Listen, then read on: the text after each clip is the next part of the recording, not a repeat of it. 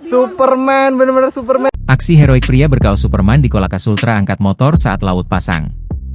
Tengah beredar video yang memperlihatkan aksi heroik seorang pria yang membantu mengangkat motor saat laut pasang viral.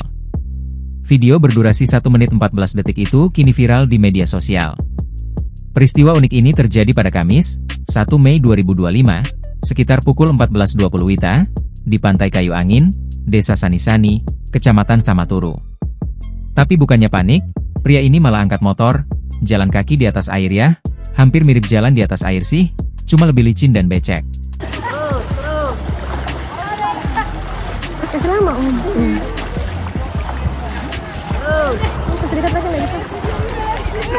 Nggak bisa. Ilman, om kirimkan karena om. Ilman, Superman, bener-bener Superman ini. Tampak dalam video, seorang pria yang bikin warganet heboh karena mengangkat motor Honda Beat Street sendirian. Pria itu mengangkat sepeda motor di tengah air laut pasang. Hilman, pemilik video sekaligus saksi mata, mengaku kaget sekaligus kagum dengan aksi temannya itu. Air laut semakin tinggi, dan dia langsung angkat sendiri motornya.